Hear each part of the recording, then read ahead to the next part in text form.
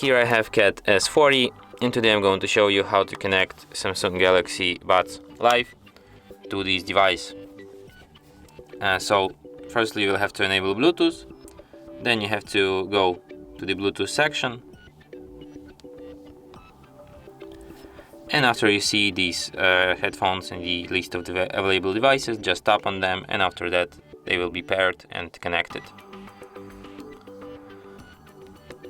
So if you want to disconnect them, just tap on the gear icon and then tap forget, and after that they will be disconnected. And that's it. Thanks for watching. If you find this tutorial useful, don't forget to hit that like button and subscribe to our channel.